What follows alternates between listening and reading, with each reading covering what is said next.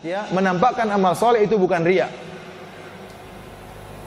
Tetapi amal soleh yang terbaik adalah amal yang disembunyikan. Amal soleh ada dua model. Pertama, amal soleh yang memang itu dibutuhkan syiar, maka itu memang harus diperlihatkan. Contohnya sholat berjamaah, ya kita jalan, orang lihat kita sholat berjamaah agar orang ikut kita sholat berjamaah. Nggak usah sholat berjamaah sembunyi-sembunyi, enggak. Jalan di depan orang, cuek aja. Hah? Syiar. Kalau azan juga harus syiar, suaranya keras. Jangan takut riya, akhirnya Allahu Akbar, asyhadu alla ilaha illallah. Siapa yang mau datang? Memang butuh suara yang keras. Ustaz, saya takut kalau saya azan riya. Lawan itu riya, tapi ente harus azannya keras. Paham? Karena itu amalan yang butuh apa? Syiar. Takbiran, ya harus takbiran suara besar. Talbiyah waktu haji, labbaik waktu umrah, labbaik Allahumma labbaik. Lihatin, jadi masalah. Zakat kita bayar, kita keluarkan supaya orang tidak tuduh kita ini tidak bayar zakat. Keluarkan zakat, kita keluar depan orang, tidak jadi masalah. Ini zakat saya. Ada amalan-amalan yang butuh apa? Butuh syiar, ada. Tetapi asalnya kalau amalan-amalan tersebut tidak perlu diketahui, maka lebih baik kita sembunyikan. Lebih baik kita sembunyikan. Karena amalan yang disembunyikan pahalanya lebih besar daripada amalan yang terlihatkan. Kenapa tadi saya katakan ada amal-amal yang butuh syiar yang harus ditampakkan? Karena memang sebagian orang salah paham. Dan saya ditanya, Ustaz, ada orang bilang sama saya, kamu tidak usahlah sholat berjamaah di masjid, nanti riya. Loh, gimana? Ada yang pernah tanya kepada saya seperti itu. Saya bilang, ya nggak benar, itu syiar, tampakkan. Bahkan ada seorang akhwat pernah bertanya lagi lewat kertas, Ustaz, ada yang bilang kamu tidak usah pakai jilbab, saya takut pakai jilbab karena saya takut dibilang riya. Ya ini nggak benar, ya harus pakai jilbab. Kalau ada perasaan riya, ya lawan itu.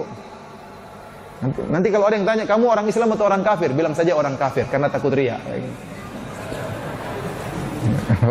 Ya, ini sesuatu yang harus dinampakkan. Nampakkan. Jilbab tidak ditampakkan pakai jilbab. Bukan kemudian jilbabnya dilepas karena takut riya. Ini salah. Selain itu ada amalan-amalan yang memang lebih afdal untuk disembunyikan. Sedekah, sholat sunnah, dan yang lainnya. Berbakti kepada orang tua. Banyak. Asalnya amalan disembunyikan. Kecuali yang amalan merupakan syiar. Apa kata Allah Subhanahu wa taala? In tubudus shadaqati fa ni'mahi wa in tukhfuha wa tu'tuha al-fuqara'a fa huwa khairul lakum wa yukaffiru 'ankum min sayyi'atikum. Kata Allah Subhanahu wa taala, jika kalian menampakkan sedekah maka itu baik. Itu baik, nampakkan sedekah enggak apa-apa. Yang penting ikhlas. Wa in tukhfuha, tapi kalau kalian sembunyikan, kemudian kalian berikan kepada orang fakir fa huwa khairul lakum, maka itu lebih baik. Maka itu lebih baik. Oleh karenanya Ibnu Qayyim rahimahullah berkata dalam kitabnya Al-Wabilus Sayyib, dia mengatakan bisa jadi seorang beramal soleh, dia sembunyikan, tidak ada yang tahu, dia sembunyikan. Maka malaikat catat amal tersebut di catatan amal yang tersembunyi, karena pahalanya lebih spesial. Kemudian tidak lama beberapa waktu, setan menggelitiki hatinya, karena setan kalau tidak bisa menjerumuskan dia dalam riya, paling tidak pahalanya berkurang. Setan ingin mengurangi pahalanya. Bagaimana? Setan menggelitiki hatinya agar dia cerita, dan niatnya cerita bukan untuk pamer. Ya, ini sekedar cerita aja, tahu-tahu dia cerita. Waktu dia cerita, maka catatannya berpindah dari catatan amal yang tersembunyi dipindah oleh malaikat pada catatan amal yang tidak tersembunyi. Pahalanya jadi lebih kecil. Pahalanya jadi lebih kecil. Kemudian setan menggoda lagi, kata Ibnu Qayyim. Sampai akhirnya dia digelitiki, akhirnya pun dia cerita dalam rangka untuk dipuji, dalam rangka untuk diakui, dalam rangka untuk dihormati, maka jadilah amalnya riya, tidak ada pahalanya. Seseorang berusaha beramal soleh tidak ketahuan. Latih diri dia bahagia kalau dia beramal soleh tidak ketahuan. Latih dirinya, harus dilatih. Alhamdulillah nggak ada yang tahu kecuali Allah. Ini amalan andalan saya. Alhamdulillah saya begini nggak ada yang tahu. Ini amalan andalan saya. Bahagia, latih diri dia untuk bahagia. Kata Nabi SAW, "Man istata'a minkum an yakuna lahu khabi'un min amalin saleh falyaf'al." Barang siapa di antara kalian yang mau punya amal saleh yang tersembunyi, maka lakukanlah. Sembunyikan amal kita. Kata Nabi SAW, "Rajulun tasaddaqa bi yaminihi fa akhfaha hatta la ta'lama shimaluhu ma tunfiqu yaminuhu." Di antara 7 golongan yang Allah naungi pada hari kiamat, seorang yang bersedekah dengan tangan kanannya, kemudian dia sembunyikan sampai tangan kirinya tidak tahu apa yang diinfakkan oleh tangan kanannya. Padahal ini dua sejoli, tangan kanan tangan kiri itu berdekatan. Di mana ada tangan kanan ada tangan kiri. Tangan kanan kalau kerja tangan kiri ikut bantu. Tangan kanan ngapain aja tangan kiri tahu. Tapi waktu dia bersedekah tangan kiri tidak tahu. Menunjukkan orang ini benar-benar menyembunyikan amal solehnya sampai orang-orang terdekatnya pun tidak tahu. Dia berusaha. Ada amal yang harus kita ceritakan demi kemaslahatan. Ada amal yang tidak harus kita ceritakan, yang nggak usah cerita. Seluruh amal soleh kita sembunyikan, nggak usah kita obrolkan. Nggak usah kita obrolkan. Saya sering sampaikan, saya pernah dengar seorang syekh cerita, kalau Anda keluar dari Masjid Nabawi, dari hotel menuju Masjid Nabawi, maka jangan ada yang tahu. Tidak usah tulis di status, alhamdulillah meskipun matahari panas dan lantai Masjid Nabawi panas, tapi Allah kuatkan kakiku untuk menuju Masjid Nabawi. Alhamdulillah, terima kasih ya Tuhan. Ya, ente riya atau apa? Ustaz saya hanya motivasi Ustaz, yang benar. Ya motivasi plus riya, wah bahaya. Maksud saya, semua amal soleh disembunyikan. Jangan. Anda berbakti sama orang tua, jangan cerita. Oh saya sama orang tua saya begini, saya bantu orang tua saya. Enggak usah cerita. Itu sembunyikan. Itu amal pahalanya besar. Ustaz tapi saya cerita tidak riya, enggak apa-apa. Ente kalau cerita tidak riya, ente pahala tetap ada, tapi berkurang pahalanya.